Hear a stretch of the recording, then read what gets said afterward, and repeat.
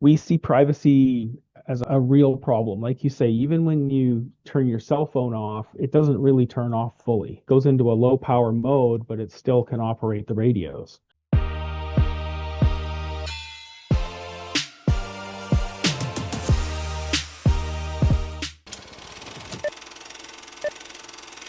Welcome to another episode of Afani Features. And today I'm happy to say that my guest is Todd from GoDark Faraday Bags or GoDark Bags. And I am a customer of GoDark Bags. I've got a couple of these.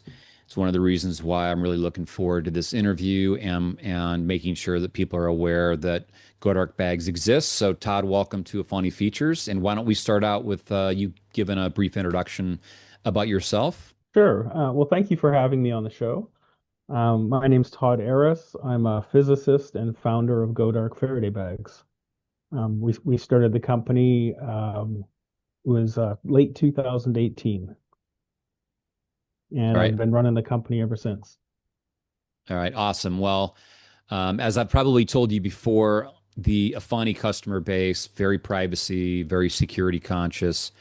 And we've got some customers that are using the GoDark bag. And of course, I am using it as well. And so it's great alignment with what Afani provides. So with that, why don't we get into about GoDark bags? First, why don't you tell us about your journey of you woke up one day and you thought, well, I want to create a Faraday bag or a Go Dark type company because you do more than Faraday bags. But what was the journey for you to found this company? Sure. Well, as a physicist, I've been thinking about things like radiation shielding, EMF shielding in general for a long time. My background is experimental physics, particle physics, to be particular about it. And when we do a lot of experimental physics setup like that, we think a lot about the shielding of our electronics because it often interferes with experiments. So shielding electromagnetic signals is something I've thought about for 30 years now. And it was back in about 2015, I started to get a little more concerned and more aware about privacy in general. And I started going down the privacy rabbit hole. And I realized at that point that, our cell phones are like a spy in our pocket. They're so invasive in terms of the kind of data and the information that is available just because we're carrying a cell phone around in our pocket. And so I started thinking about it. We're all familiar with these RFID wallets and RFID blocking for our credit cards. It's been around, with travel products and wallets for years now. And that's what got me thinking, why can't we do that with cell phones? And so we started working on that back in 2017. And it took us about a year and a half to finally get all the research and all the prototyping done and to finally release our very first phone bag. Okay, awesome. And the phone bag is kind of where I want to focus on, at least in the beginning, just because it most aligns with the Afani customer base. Uh, I'd like to review the purpose of why somebody would need a Faraday bag, because I still run into people who say a Faraday bag, what is the Faraday bag? And so, the reasons I use it is because, um, as you say, the tracking of cell phones is just incredibly invasive. And so a lot of people don't realize that even if you turn your phone off, it can still be tracked. It's still pinging the towers. And that the only way really to block a cell phone these days, because you can't pull the battery out, is to put it in a Faraday bag. And can you just maybe elaborate more on terms of like why are people getting Faraday bags? What are the benefits that people get out of it?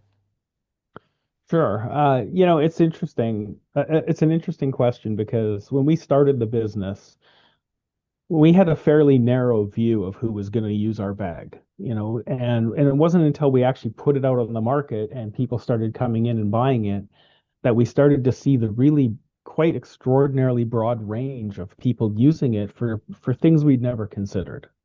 We built it for privacy, and I'll get into that in a second, but the kinds of use cases that we've seen are really quite incredible. For instance, we sell our bags to the FBI, State Department, and the military for all different reasons.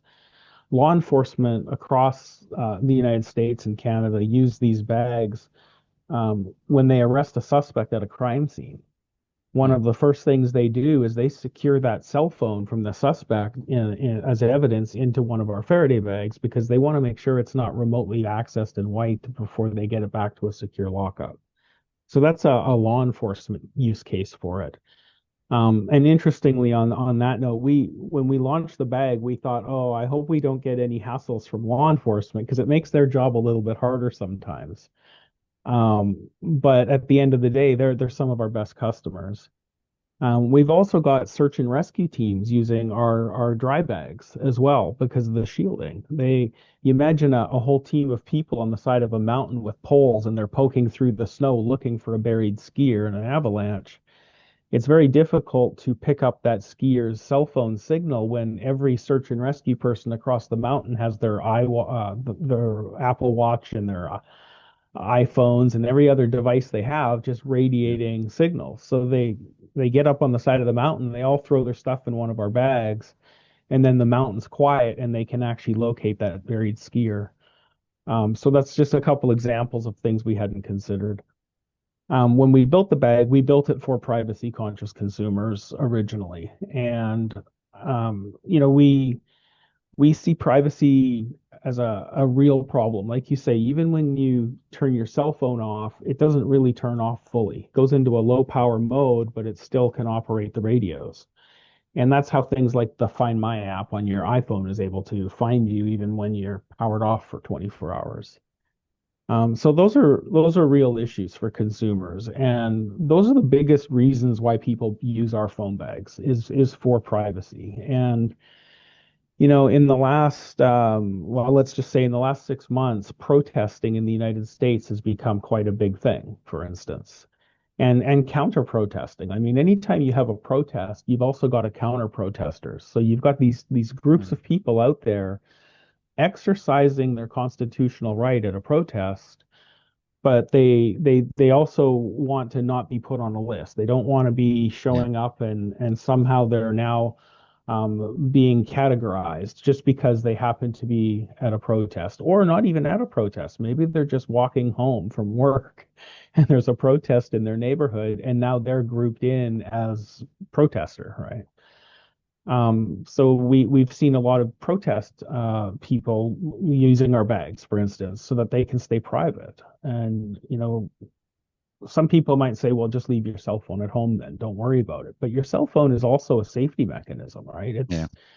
It's our lifeline. If we're out there anywhere, whether you're at a protest, whether you're just, coming home from the bar at night, whatever you're doing, there's always that risk that you could be in a bad situation for whatever reason, and not having your cell phone is well, it's a risk for us nowadays. Yeah, absolutely. Yeah, I love your first example, and I wouldn't even have thought about that. But the fact that cops use the Faraday bags to make sure that somebody can't remotely wipe a phone is a perfect example of how effective these devices are, or these bags are. Hmm. And it's a great use case. Have people? Do you think people buy your Faraday bags for health reasons? Is there I any of that? Because like you see videos about sleeping with the cell phone next to your Yeah. bed or something, and Yeah, we do have a lot of people that buy them for health reasons. That's certainly one of the big ones.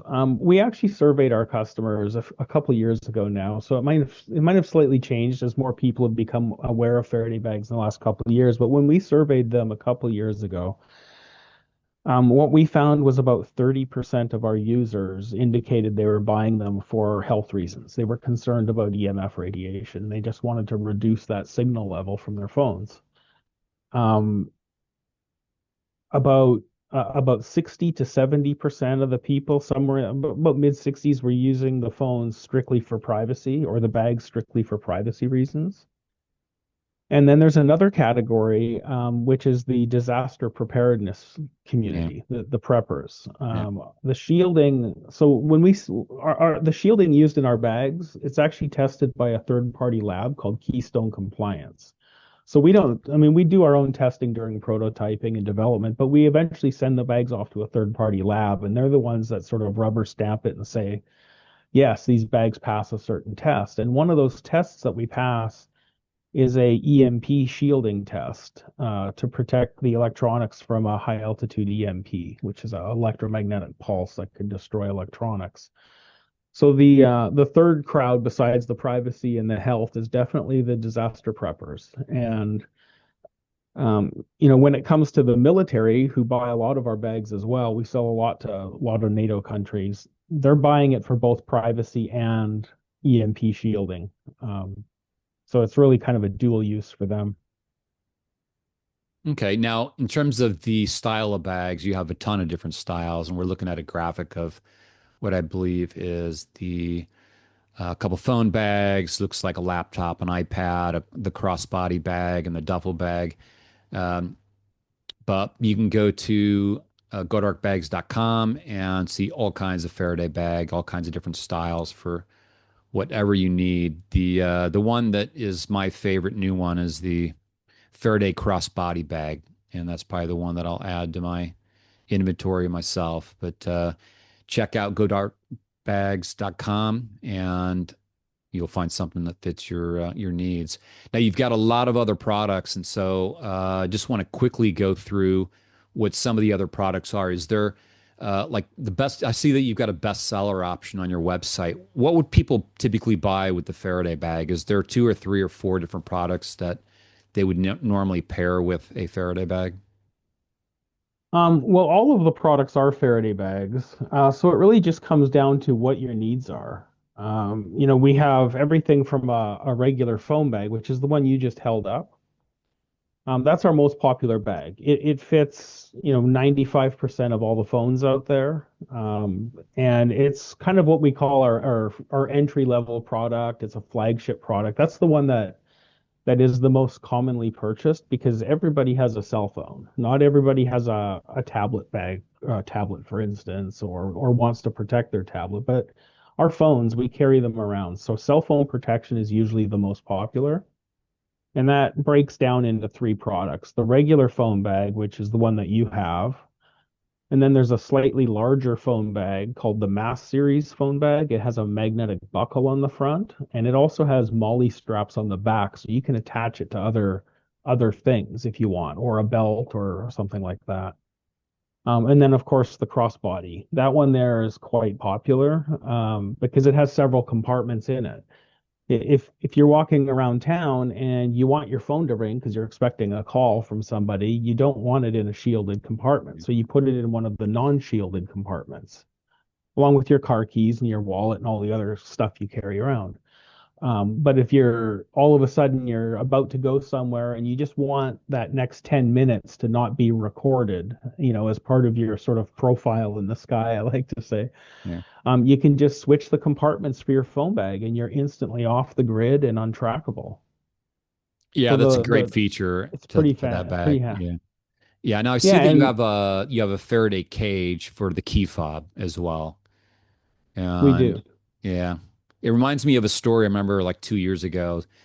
And I think it was out of Sacramento, California, where there was a number of people where they were getting like attacked at their front door to give up their key fobs to steal their cars. And the police had a press conference and told people just to go ahead, stop hiding your key fobs in Faraday bags. And if they come knocking on your door, just give them the key, just to let them steal it rather than somebody getting hurt. So these things do work, but is this a very Hmm. popular option? It is pretty popular. But I'll tell you the truth, the other Faraday bags, like the foam bag and the crossbody, they will all shield your key fobs for your vehicle as well. So for a lot of people, if they're looking for phone protection as well, they'll often just buy the crossbody, for instance, or something that will serve the purpose of protecting their fob as well as their phone. Yeah, that's what I do. I just use my bag here, and when I get home, I just will put my phone in there. Sometimes I just put my keys and use it for a multi-purpose. Hmm. So okay, now see you've got bundles, and so if you do want to get different options, there's some bundles here where you can get better pricing by buying them as a package. So Yeah. what's the best way for somebody to do their research and find out what is it they need? Like which one of these bags do they need? Is it, or is it just sort of self-evident just from looking? Most of it comes down to just sizing. You think about what piece of electronics you want to protect. If you're a disaster prepper and you're trying to protect some solar panels and a laptop and a radio and all that, you have a bunch of stuff. You're probably going to want something big like our duffel bag. Um, and the duffel bag is designed for that, for people that are trying to protect a lot of stuff. Most people are just looking for some basic privacy, and that usually just comes down to a phone bag. And so it's a choice between sizes and convenience. If you want the smallest phone bag, the regular phone bag, as long as it fits. And there's a sizing guide on each of the product pages that'll tell you, what size phones will fit in it, so you have to know the size of your phone, of course. Yeah. Okay. But it mostly comes down to size for people. And then again, convenience. If you want that extra compartment, if you want to carry a bunch of other things with it, then the crossbody is the right choice. The crossbody is also popular with people that are concerned about health because when you put the phone in the very front compartment that is unshielded, so you can still receive calls and everything like normal, the shielding is still between the phone and your body. Yeah. And so you're still getting all that body protection from the phone. Um, so that's a popular item for those people as well. Okay. And for the prepper community, is there a sort of a guide in terms of waterproof capabilities? Well, yeah, and that's the thing. All of our bags are built to be very water resistant, I would say. And what that means is, like your phone bag, the one you have, for instance, as well as all the others, we don't stitch the edges. So, like where the seams come together, we use a technique called RF welding. And RF welding essentially welds the two sides of the material together in such a way that it's watertight. So if you were to drop your phone bag in the water, it won't leak unless it's submerged for a couple minutes. If you were to leave your Okay. phone bag out in a rainstorm, it's going to be fine overnight, and that's the same with all of our bags. They'll be fine. Okay. Now, the only ones that will be an issue is if you want to submerge something. Like if you're going to hold it underwater for a long period of time, you want something that's a full dry bag, and we have dry bags for that as well. If Okay. for some reason I don't know, like to go out on a boat a lot or something, you might prefer a dry bag just for that reason. But all of our bags will protect your stuff in a heavy rainstorm. All right. Awesome. And so when we edit this video, I'm gonna add in a promo code. It's a funny 15, and it's going to be a limited time offer. It's going to be somewhere around 30 days where you're going to get a discount. So for those of you that are looking for the right time to buy a Faraday bag, this could be it. These make great Christmas presents for people that even if you've got friends, family into crypto, they want to protect their phones. You got prepper friends, you got family members that need this kind of security, or for yourself, you just don't want to be tracked wherever you go by your cell phone. So check out that promo code and go to godarkbags.com.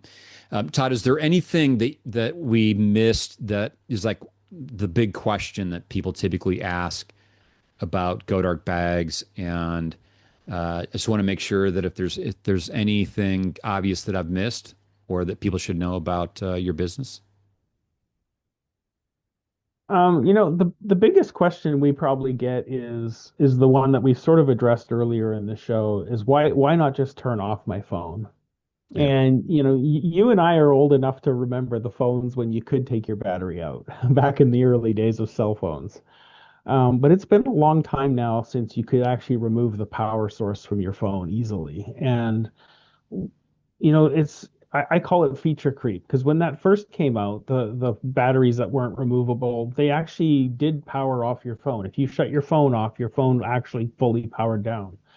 And then over time, with new software and new features in the phone, they just got to the point where they stopped powering down entirely, and most people were completely unaware of it. And so when your phone goes into a low power state, it looks like it's off. And phones are so efficient now that you can't feel the heat from it. Like unless you're running and grinding something with a lot of processing on your phone or gaming or whatever, typically you don't feel your phone warm up anymore. And so you can't tell that your phone is actually still on.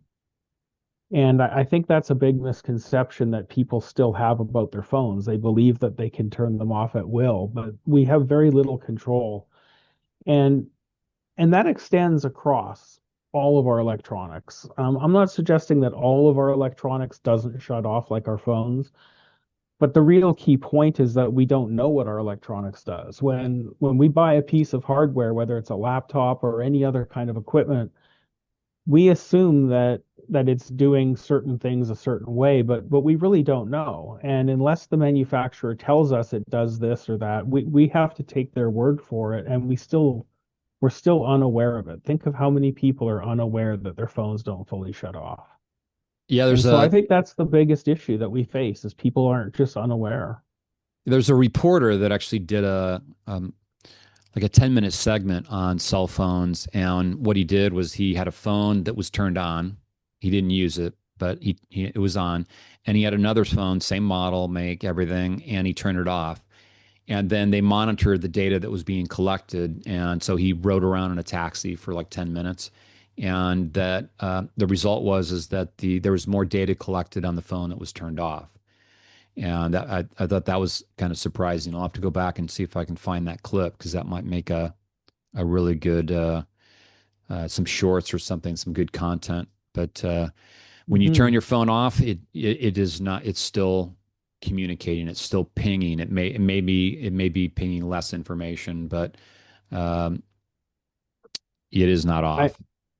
no, and I know that clip you're referring to. If I can find it, I'll shoot it over to you.